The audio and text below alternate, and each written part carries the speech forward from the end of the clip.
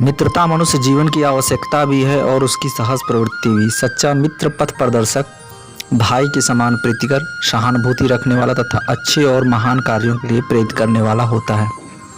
अतः मित्र के चुनाव में सतर्कता बहुत आवश्यक है, क्योंकि कुसंगति का दुष्प्रभाव मनुष्य को अवनति के गर्त में गिरा देता है। जब कोई युवा पुरुष अपने घर से बाहर निकलकर बाहरी संसार में अपनी स्थिति जमाता है, तब पहली कठिनता उसे मित्र चुनने में पड़ती है। यदि उसकी स्थिति बिल्कुल एकांत और निराली नहीं रहती तो उसकी जान पहचान के लोग धड़ाधड़ बढ़ते जाते हैं और थोड़े ही दिनों में कुछ लोगों से उसका हेल मेल हो जाता है। यही हेल मेल बढ़ते बढ़ते मित्रता के रूप में परिणत हो जाता है। मित्रों के चुनाव की उपयुक्तता पर उसके जीवन की सफलता निर्भर हो जाती है, क्योंकि संगत का गुप्त प्रभाव हमारे आचरण पर बड़ा भारी प्रभाव पड़ता है। हम लोग ऐसे समय में समाज में प्रवेश करके अपना कार्य आरंभ करते हैं, जबकि हमारा चित्त कोमल और हर तरह का संस्कार ग्रहण करने योग्य रहता है। हमारे भाव अपरिमार्जित और प्रवृत्ति अपरिपक्व रहती है। हम लोग कच्ची मिट्टी की मूर्ति के समान रहते हैं, जिसे जो जिस रूप में चाहे उस रूप में ढाले, चाहे राक्षस बनाए चाहे देवता। ऐसे लोगों का साथ करना हमारे लिए बुरा है जो हमसे अधिक दृढ़ संकल्प के हैं, क्योंकि हमें उनकी हर बात बिना विरोध के मान लेनी पड़ती है। पर ऐसे लोगों का साथ करना और भी बुरा है जो हमारी ही बात को ऊपर रखते हैं, क्योंकि ऐसी दशा में न तो हमारे ऊपर कोई नियंत्रण रहता है, न ही हमारे लिए कोई सहारा रहता है। दोनों अवस्थाओं में जिस बात का भय रहता है उसका पता युवकों को प्रायः बहुत कम रहता है। यदि विवेक से काम लिया जाए तो यह भय नहीं रहता, पर युवा पुरुष प्रायः विवेक से कम काम लेते हैं। कैसे आश्चर्य की बात है कि लोग एक घोड़ा लेते हैं तो उसके 100 गुण दोष को परख कर लेते हैं, पर किसी को मित्र बनाने से पूर्व उसके आचरण और स्वभाव आदि का कुछ भी विचार और अनुसंधान नहीं करते। वे उसमें सब बातें अच्छी ही अच्छी मानकर अपना पूरा विश्वास जमा देते हैं। हंसमुख चेहरा, बातचीत का ढंग, थोड़ी चतुराई या साहस, ये ही 2-4 बातें किसी में देखकर लोग चटपट उसे अपना बना लेते हैं। हम लोग यह नहीं सोचते कि मैत्री का उद्देश्य क्या है, क्या जीवन के व्यवहार में उसका कुछ मूल्य भी है।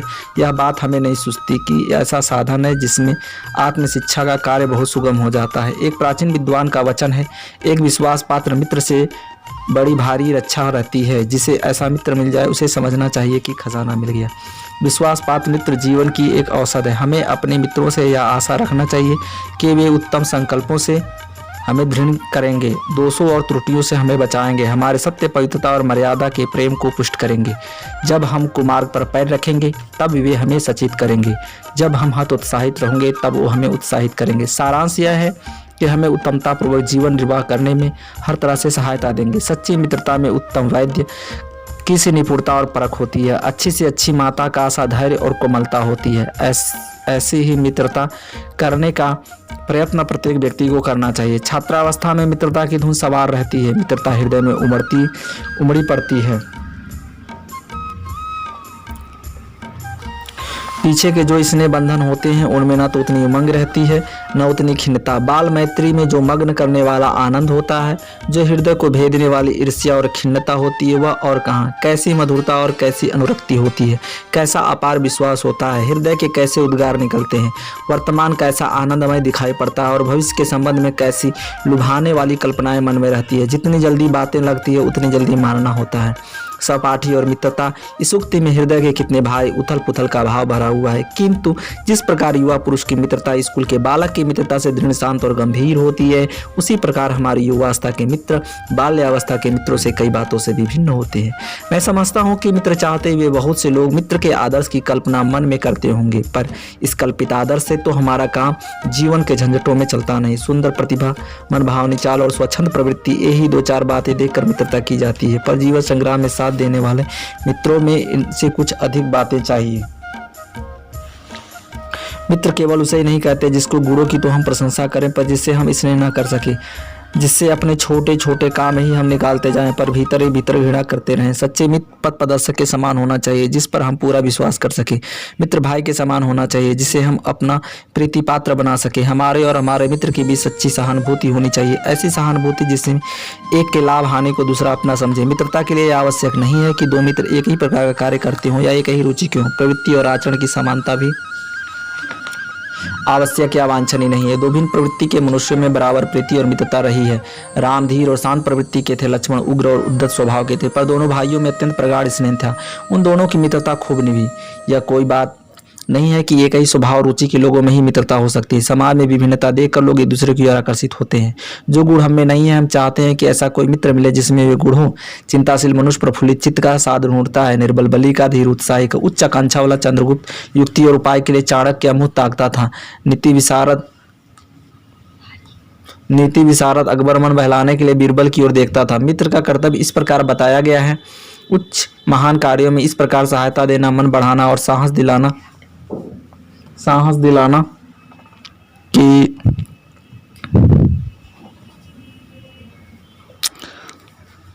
जान पहचान के लोग ऐसे में कुछ लाभ उठा सकते हैं जो हमारे जीवन को उत्तम और आनंदमय बनाने में कुछ सहायता दे सकते हैं।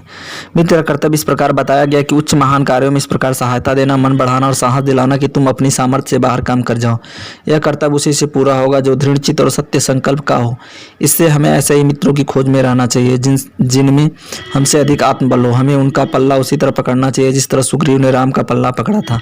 मित्र हो तो प्रतिष्ठित और शुद्ध हृदय के हों, मृदुल और पुरुषार्थी हों, शिष्ट और सत्यनिष्ठ हों, जिससे हम अपने को उनके भरोसे पर छोड़ सकें और विश्वास कर सकें कि उनसे किसी प्रकार का धोखा ना होगा। जो बात ऊपर मित्रों के संबंध में कही गई है वही जान पहचान वालों के संबंध में भी ठीक है। जान पहचान के लोग ऐसे हों जिनमें हम कुछ लाभ उठा सकते हैं, जो हमारे जीवन को उत्तम और आनंदमय बनाने में कुछ सहायता दे सकती हों, यद्यपि उतनी नहीं जितनी गहरे मित्र दे सकते हैं। मनुष्य का जीवन थोड़ा है, उसे खोने के लिए समय नहीं। यदि क ख ग हमारे लिए कुछ भी नहीं कर सकते तो ना कोई बुद्धिमान या विनोद की बातचीत कर सकते हैं, ना हमारे आनंद में सम्मिलित हो सकते हैं, ना हमें कर्तव्य का ध्यान दिला सकते हैं। तो ईश्वर हमें उनसे दूर ही रखे। हमें अपने चारों ओर जड़ मूर्तियाँ नहीं सजानी है। आजकल जान पहचान बढ़ाना कोई बड़ी बात नहीं है। कोई भी युवा पुरुष ऐसे अनेक युवा पुरुषों को पा सकता है जो उसके साथ थिएटर देखने जाएंगे, नाच रंग में जाएंगे, सैर सपाटे में जाएंगे, भोजन करेंगे, मित्र स्वीकार करेंगे। यदि ऐसे जान पहचान के लोगों से कुछ हानि ना होगी तो लाभ भी ना होगा, पर यदि हानि होगी तो बड़ा भारी होगी। सोचो तो तुम्हारा जीवन कितना नष्ट होगा। यदि जान पहचान के लोग उन मनचले युवकों में से निकले जो अमीरों की बुराई और मूर्खताओं की नकल किया करते हैं, दिन रात बनाव श्रृंगार में रहते हैं, महफिलों में ओहो वाह वाह किया करते हैं, गलियों में ठहाका मारते हैं और सिगरेट का धुआं उड़ाते हैं, ऐसे नवयुवकों से बढ़कर शून्य, निस्सार और सोचनीय जीवन और किसका है। वे अच्छी बातों के सच्चे आनंद से कोसों दूर है। उनके लिए न तो संसार में सुंदर मनोहर उक्त वाले कवि हुए हैं, न संसार में सुंदर आचरण वाले महात्मा। उनके लिए न तो बड़े वीर अद्भुत कर्म कर गए हैं और न बड़े बड़े ग्रंथकार ऐसे विचार छोड़ गए हैं जिससे मनुष्य जाति के हृदय में सात्विकता की उमंगें उठती हैं। उनके लिए फूल पत्तियों में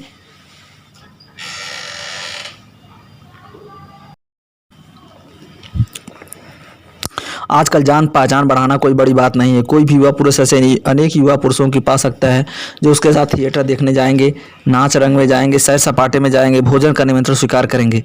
यदि ऐसे जान पहचान के लोगों से कुछ हानि ना होगी तो लाभ भी ना होगा, पर यदि हानि होगी तो बड़ी भारी होगी। सोचो तो तुम्हारा जीवन कितना नष्ट होगा। यदि जान पहचान के ये लोग मन चले युवकों में से निकले जो अमीरों की बुराइयों और मूर्खताओं की नकल किया करते हैं, दिन रात बनाव श्रृंगार में रहते हैं, महफिलों में ओहो हो वाह वाह किया करते हैं, गलियों में ठहाका मारते हैं और सिगरेट का धुआं उड़ाते हैं, ऐसे नवयुवकों से बढ़कर शून्य, निस्सार और सोचनीय जीवन और किसका है। वे अच्छी बातों के सच्चे आनंद से कोसों दूर है। उनके लिए न तो संसार में सुंदर मनोहर उक्त वाले कवि हुए हैं, न संसार में सुंदर आचरण वाले महात्मा।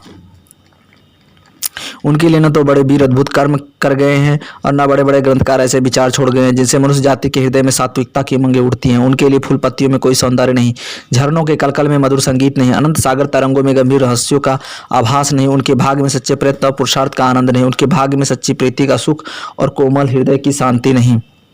जिनकी आत्मा अपने इंद्रिय विषयों में लिप्त, जिनका हृदय निचाशयों और कुत्सित विचारों से कलुषित है, ऐसे नाशोन्मुख प्राणियों को दिन प्रतिदिन अंधकार में पतित होते देख कौन ऐसा होगा जो तरस न खाएगा। हमें ऐसे प्राणियों का साथ न करना चाहिए। मगर दुनिया का बादशाह डेमेट्रियस कभी कभी राज्य के सब काम छोड़कर अपने ही मेल के 10-5 साथियों को लेकर विषय वासना में लिप्त रहा करता था। एक बार बीमारी का बहाना करके इसी प्रकार वो अपने दिन काट रहा था। उसी भी उसका पिता उससे मिलने के लिए गया और उसने एक हंसमुख जवान को कोठरी से बाहर निकलते देखा। जब पिता कोठरी के भीतर पहुंचा तो डेमेट्रियस ने कहा, ज्वर ने मुझे अभी छोड़ा है। पिता ने कहा, हाँ ठीक है, वह दरवाजे पर मुझे मिला था। कुसंग का ज्वर सबसे भयानक होता है।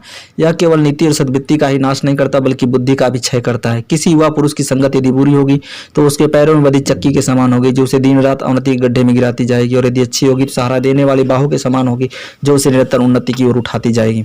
इंग्लैंड के विद्वान को युवावस्था में राज दरबारियों की जगह नहीं मिली, इसलिए जिंदगी भर अपने भाग्य को सराहता रहा।